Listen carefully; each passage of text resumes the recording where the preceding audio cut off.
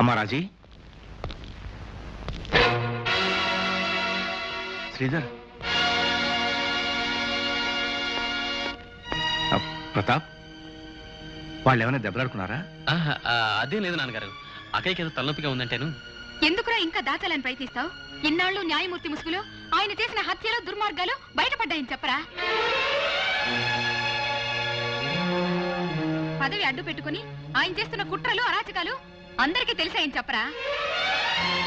కన్న కూతురి కళ్ళ ముందే ఆ కసాయి తండ్రి నిజ స్వరూపం బయటపడిందని చెప్పరా?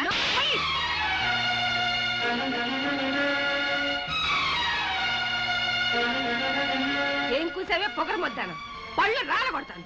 ఒళ్ళు దగ్గర పెట్టుకుని మాట్లాడు. నువ్వేం చేసినా సరే నీ భర్త ఒక ఘరానా హంతకుడు, భయంకర శారదా, అమ్మాయిని వదిలిపెట్టి. ఏమండి, ఇది చెప్పింది అబద్ధం అని దీన్ని నోరు మోయించండి. మిమ్మల్ని ఎవరైనా ఒక్క మాట అన్నా నేను తట్టుకోలేనండి. ఆ సమయంలో అక్కడ మీరెందుకున్నారు నాన్నగారు? ఒరేయ్, నువ్వు కూడా ఆయన అనుమానిస్తున్నావా? మీ అందరికి ఏమైనా పిచ్చి పట్టిందా? నేను రాజీ హత్యా ప్రదేశంలో మామయ్యని కళ్ళారా చూశాను. నాన్నగారు, మీరు హంతకులు కాకపోవచ్చు, కానీ వాళ్ళకి మీకు ఉన్న సంబంధం ఏమిటో చెప్పండి.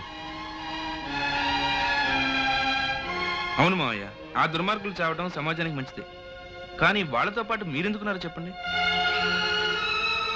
ఆ సుదర్శన చక్రానికి మీకున్న సంబంధం ఏమిటో చెప్పండి.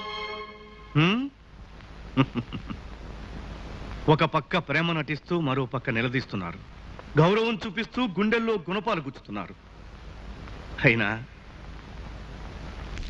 నాన్న న్యాయం తప్పడనే నమ్మకం మీకు లేనప్పుడు, మామగారి మనస్సులో మహోజ్వలమైన మానవత్వం ఉందని నీకు తెలియనప్పుడు, జడ్జి హరిశ్చంద్ర ప్రసాద్ నిష్కల్మషమైన వ్యక్తి కాదనే సందేహం నీకు వచ్చినప్పుడు ఏమని చెప్పాలి? దహించుకుపోతున్న ధర్మాన్ని ఉత్తరించడానికి ఉద్యమం చేస్తున్నాననా? అణగారిపోతున్న న్యాయ వ్యవస్థకి ఆత్మార్పణతో ఆయుష్ పోస్తున్నాననా? ఏమని చెప్పాలి? అసలు మీకెందుకు చెప్పాలి? నా కోసం చెప్పాలండి. అగ్ని సాక్షిగా మీరు నాకు తాళి కట్టినందుకు, మీరే నా జీవిత సర్వస్వం నమ్మినందుకు, నా భర్త అబద్ధవాడని సత్య హరిశ్చంద్రుడన్న విశ్వాసం నాకున్నందుకు నిజం చెప్పండి. శారదా, భార్య బిడ్డల ముందు నిర్దోషి నిరూపించుకోవాల్సిన అవసరం మీకుంది, చెప్పండి. నేనేం చేసినా ధర్మం ప్రకారమే చేస్తున్నాననే నమ్మకం నాకుంది. ఒక్క భగవంతుడికి తప్ప ఇంకెవరికి సంజాయిషి చెప్పుకోవాల్సిన అవసరం నాకు లేదు. అయితే ఏ క్షణంలోనైనా మీరు పట్టుబడక తప్పదు. నా ఆశయం నెరవేరే వరకు అది జరగదు. హంతకుడు బిడ్డలుగా ఈ ఇంట్లో ఒక్క క్షణం కూడా ఉండలేవు. రారా, నేను నీతో రాను, తాతయ్య దగ్గరే ఉంటాను. వస్తావా? రాను, నన్ను వదిలు తాతయ్య, నేను నీ దగ్గరే ఉంటాను తాతయ్య.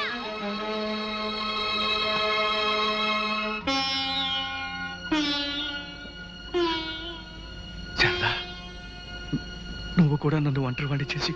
భర్త ఎలాంటి వాడైనా భార్య సహించగలుగుతుందండి, కానీ మీరు కూడా నా దగ్గర నిజాన్ని దాచటం నేను భరించలేను. మీ చల్లని నీడలో నేను హాయిగా బ్రతకగలను, కానీ మీ నీడతో మాత్రం నేను కాపురం చేయలేను. మీరెక్కడున్నా నాలోనే ఉంటారు. నా ఆఖరి మజిలి మీతోనే ముగుస్తుందండి.